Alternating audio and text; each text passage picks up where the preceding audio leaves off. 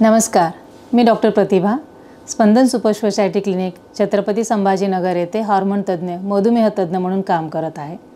दैनंदिन जीवनामध्ये मी मधुमेह व्यक्तींचा इलाज करते आणि तुम्हा सर्वांना माहिती आहे, मधुमेहामध्ये किंवा हृदयरोगामध्ये किंवा ब्लड प्रेशरच्या आजारामध्ये आहार ही एक महत्त्वाची ट्रीटमेंट आहे। त्याशिवाय कुठल्याच गोळ्या औषधे काम करत नाहीत। त्या व्यक्तीला मधुमेह झाला म्हटलं की सर्वजण सूचना देतात, मग शेजारी देतात, नातेवाईक देतात किंवा डॉक्टर सल्ला देतात आणि शेवटी मधुमेह व्यक्तीकडे प्रश्न असतो, मी काय खाऊ? सर्वजण सूचना देतात, हे खाऊ नका, पण काय खावं हे मात्र त्यांना माहीत नसतं। त्याबद्दल आपण मधुमेह व्यक्तीने त्यांचा आहार कसं ठेवावा, जेवणाचं ताट कसं बनवावं जेणेकरून ते जेवणाचा आनंद घेत साखर त्यांची नियंत्रणात ठेवू शकतील। अगदी सोप्या नियमांचे पालन करून तुम्ही तुमच्या जेवणाचा आनंदही घेऊ शकता आणि तुमच्या रक्तातील साखर देखील नियंत्रित करू शकता। मग जेवण म्हणजे महाराष्ट्रामध्ये किंवा मधुमेह व्यक्तींचं जेवणाचं महत्त्वाचं जेवण असतं दुपारचं जेवण आणि रात्रीचं जेवण, ज्याला आपण म्हणतो मेजर मील। हे घेताना काय काळजी घ्यायची आहे ते आपण जाणून घेऊ। जेव्हा आपण दुपारचं जेवण घेतो ते घेताना फूड प्लेट मेथड ही खूप चांगल्या पद्धतीने काम करते। म्हणजे काय, आपण आपलं जे जेवणाचं ताट आहे ते 4 भागांमध्ये डिवाइड करणार आहे, 4 समान भागांमध्ये डिवाइड करायचं। आता पहिला 1/4 जो भाग आहे त्यामध्ये आपण सॅलड घेणार आहेत, म्हणजेच काकडी, गाजर, टोमॅटो, मुळा, कांदा किंवा इतर कच्च्या भाज्या हे आपण घेणार आहेत आणि ते जेवणाच्या सुरुवातीला खाणार आहोत। यामधून आपल्याला फायबर मिळतात आणि पोट भरल्यासारखं वाटतं। ताटाच्या पहिल्या 1/4 भागामध्ये तुम्ही सॅलडऐवजी ताक घेऊ शकता किंवा वाटीभर भाज्यांचं सूप देखील घेऊ शकता। त्यानंतर ताटाच्या दुसऱ्या 1/4 भागामध्ये आपण प्रोटीन्स घेणार आहेत। मग तुम्ही शाकाहारी असाल तर शाकाहारी जेवणामध्ये वेगवेगळ्या डाळींचे वरण आणि जे डाळ वापरणार ती सालीसकट डाळ वापरली तर त्यामध्ये अजूनच फायबर मिळतात, पोट भरल्यासारखं वाटतं।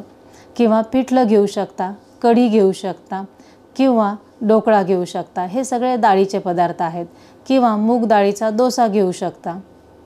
या व्यतिरिक्त शाकाहारी जेवणासाठी जेवणाऱ्या व्यक्तींसाठी प्रोटीन म्हणजे पनीरचे तुकडे, जे तव्यावरती थोडंसं तिखट मीठ टाकून तुम्ही भाजून घेऊ शकता। जर तुम्ही मांसाहारी आहार घेत असाल तर उकडलेला अंड्याचा पांढरा भाग, चिकनचे काही तुकडे उकडलेले हे देखील घेऊ शकता। किंवा काहीच नसेल तर कडधान्य तुम्ही कांदा टोमॅटो टाकून कडधान्याची भेळ देखील प्रथिन म्हणून घेऊ शकता। आणि जर ना पोटदुखीचा त्रास आहे असे व्यक्ती हे कडधान्य थोडीशी हळद आणि मीठ घेऊन कुकरमध्ये शिजवून सॉफ्ट करून घेऊ शकता, जेणेकरून ते पचायला सोपे होईल। आता आपण वळूया ताटाचा तिसरा भाग, तो म्हणजे भाज्या। काही लोक अगदीच तोंडी लावण्यापुरती भाजी खातो, खरं तर ही भाजी शरीरासाठी खूप आवश्यक असते। त्यामुळे भाजी खाताना नेहमी रस भाजी खाल्ली पाहिजे। आणि जर तुम्ही जास्त तिखट, काळ्या मसाल्याची किंवा मसालेदार भाजी खाल्ली तर ही पोटात कमी जाते। त्यामुळे भाजी बनवताना रसभाजी बनवली पाहिजे आणि कमी तिखट, कमी मसाला असलेली भाजी घेतली तर कधी कधी पोळी घेऊन पोट भरलं नाही तर फक्त भाजी देखील तुम्ही चमच्याने घेऊ शकता सूप म्हणून। त्यामुळे तिसरा भाग हा इतर भागांनी एवढाच असला पाहिजे।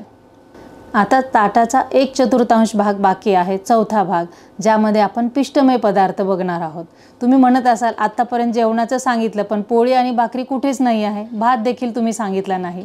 तर खरं तर पोळी, भाकरी, भात हे आमच्या भाषेमध्ये आम्ही मधुमेह व्यक्तीचे दुश्मन समजतो, त्यामुळे ते सर्वात कमी घेतलेलं चांगलं।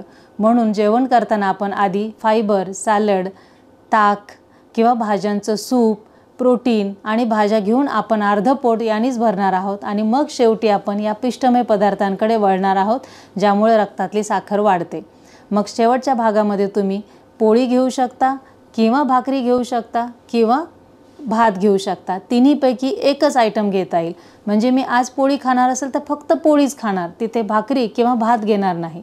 किंवा मी आज भात खाणार असेल तर फक्त ताटामध्ये भात घेईल, त्या ताटामध्ये मी पोळी घेणार नाही।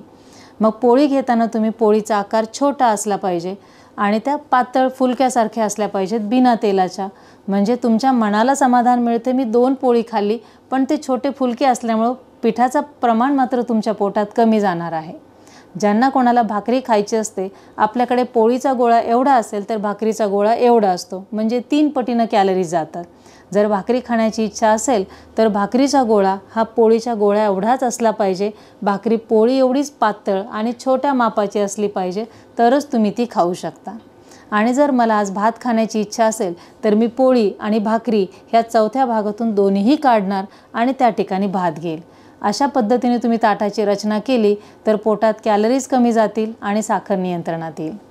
आता हे जेवण जेवतानाचा सिक्वेन्स देखील महत्त्वाचा आहे। जर मला खूप भूक लागलेली आहे, मी सकाळी नाश्ताच नाही केला तर खूप भूक लागते आणि ते भूक लागलेली असताना माझ्या ताटामध्ये पोळी आणि भाजी वाढलेली असेल तर मी सॅलड खाणार नाही, मी लगेच पोळीपासून सुरुवात करेल। आणि मी जर पोळीपासून जेवणाला सुरुवात केली तर जास्त पोळ्या किंवा जास्त भाकरी पोटात जातील आणि त्याने साखर वाढेल। त्यामुळे जेवताना हळूवारपणे जेवलं पाहिजे, प्रत्येक घास चावून खाऊन त्याचा आनंद घेतला पाहिजे। सुरुवात करताना पहिल्यांदा नेहमीच तुम्ही सॅलड किंवा ताकापासून केली पाहिजे, नंतर प्रोटीन संपवलं पाहिजे आणि हे दोन झाल्यानंतरच तुम्ही शेवटचा भाग म्हणजे पोळी भाजीकडे वळलं पाहिजे। ह्या सिक्वेन्समध्ये जर तुम्ही जेवला तर कमी कॅलरीज पोटात जातील। जेवण करताना शांततेत जेवलं पाहिजे, म्हणजे आपण 8 तास 10 तास काम करतो, हे कशासाठी करतो? पोटासाठीच करतो, पण जेवताना मात्र गडबड करतो। जर तुम्ही हळुवारपणे जेवलं तर खरंच तपासून पहा घड्याळात किती वेळ लागतो। हळुवारपणे जेवलं तर तुम्हाला 10 मिनिटाच्या ऐवजी 16-17 मिनिट लागतील, तेवढा वेळ तुम्ही स्वतःसाठी देऊ शकता का? जेवताना जर तुम्ही भराभरा जेवलात, 10 मिनिटाच्या आत तुमचं ताट संपलं तर डोक्याला पोट भरल्याचा सिग्नल जाण्याआधीच तुमचं ताट संपलेलं असतं। तेच ताट तुम्ही हळूहळू जेवला तर अगदी 2 पोळ्यांमध्ये सुद्धा तुम्हाला पोट भरल्यासारखं वाटतं। जेवताना कुटुंबासोबत गप्पा मारत जेवला तर तुम्हाला लवकरच पोट भरल्याचा आनंद मिळतो। त्यामुळे नेहमीच जेवताना कुटुंबासोबत जेवा। जेवण करताना मोबाईल बघणं, न्यूजपेपर वाचणं किंवा टीव्ही बघणं टाळलं पाहिजे। ह्या क्रिया करत असताना जेवत असाल तर नक्कीच तुम्ही जास्त खाणार किंवा ओव्हर ईटिंग होणार। त्यामुळे जेवताना हे सगळे अप्लायन्सेस तुमचे बंद असणं आवश्यक आहे। आता आपण हे ताटाचे 4 भाग समजून घेतले, पण मग ताटाला स्वाद येण्यासाठी आणखी काय? जसं बऱ्याच जणांना लोणचं, पापड घेण्याची सवय असते, पण लोणचं आणि पापड यामध्ये मिठाचं प्रमाण जास्त असतं, जे मधुमेही आणि उच्च रक्तदाब असलेल्या व्यक्तीसाठी योग्य नाही। मग ताटाचा स्वाद वापरण्यासाठी काय करू शकतो? त्या ठिकाणी आपण चटण्या घेऊ शकतो, जशी की जवसाची चटणी आहे, कारळाची चटणी आहे किंवा डाळीची हिरवी चटणी आहे। ह्या तिन्ही चटण्यांमुळे तुम्हाला प्रथिनं मिळतात, लोह मिळतं आणि कोलेस्ट्रॉल देखील कमी होतो आणि याने तुमच्या ताटाचा स्वाद देखील वाढतो। हा शेवटचा मुद्दा जो की अति महत्त्वाचा आहे। जेव्हाही तुम्ही ताट घरी विकत आणता, प्लेट आणता, वाटी घेता, त्यावेळेला ताटाचा आकार मोठा घेतला की त्या ताटामध्ये 2 पोळी आणि भाजी ठेवली तर मी काहीच जेवलो नाही असं वाटतं, ताट रिकामच आहे। पण तुम्ही बफेमध्ये कसे ताट वापरतात बघा, अगदी छोट्या आकाराचं ताट असतं, त्या छोट्या ताटामध्ये 2 फुलके, 2 काकडीचे तुकडे आणि वाटी ठेवली की ताट भरल्यासारखे दिसते आणि मनाला समाधान वाटते की मी ताट भरून जेवलो। त्यामुळे नेहमी जेवताना किंवा घरी ताट वापरताना ताटाचा आकार छोटा ठेवा, वाटीची साईज छोटी ठेवा, पोळ्या बनवताना पोळीचा गोळा छोटा घ्या, म्हणजे क्वांटिटी जास्त गेली पण मात्र तुमच्या शरीरात ॲक्च्युअली अन्न कमी जातं। त्यामुळे ह्या सगळ्या सूचनांचं तुम्ही पालन केलं तर नक्कीच तुमच्या शरीरातली साखर नियंत्रणात येण्यासाठी मदत होईल। जेवणासोबत फळं खाणं टाळा। फळं खाऊ शकता, पण ती सकाळी 9च्या नाश्त्याच्या वेळी घेऊ शकता किंवा संध्याकाळी 4 वाजताचा नाश्ता आहे त्यावेळी घेऊ शकता। जेवणासोबत जेव्हा तुम्ही भात किंवा पोळी खाणार आहेत त्यासोबत जर फळं खाल्ली तर तुमची जेवणानंतरची 2 तासाची साखर वाढते, त्यामुळे यावेळी फळं खाणं टाळा। आता ह्या ताटाने खरंच माझी साखर नियंत्रणात येते का हे तुम्ही घरच्या घरी तपासू शकता। आम्ही म्हणतो मधुमेही प्रत्येक व्यक्तीने घरी ग्लुकोमीटर ठेवले पाहिजे, त्याच्या सहाय्याने तुम्ही घरच्या घरी माझी काय खाल्ल्याने साखर वाढते ते समजते। त्यामुळे ह्या सूचनांचे पालन करून तुम्ही नक्कीच घरी तपासून पहा। जेवण जेवा आणि 2 तासानंतरची साखर तपासा आणि ह्या जेवणाच्या पद्धतीने माझी साखर नियंत्रणात येते का ते तपासून पहा। आणखी एक शेवटचा मुद्दा म्हणजे जेवताना पोटभर जेवणं टाळा। पोटभर जेवला की तुम्हाला आळस येईल। जेवताना 80% पोट भरलं आहे अशी जेव्हा जाणीव होते, थोडंसं पोट अजून बाकी आहे, त्याच वेळी जेवण थांबवा, म्हणजे तुम्हाला आळसही येणार नाही आणि साखरही वाढणार नाही। आशा आहे की ह्या सूचनांचे पालन केल्यानंतर तुम्हाला तुमची साखर नियंत्रणात आणण्यामध्ये काही अंशी देखील मदत होईल। या व्यतिरिक्त तुमच्या काही शंका असतील तर नक्की कळवा। धन्यवाद।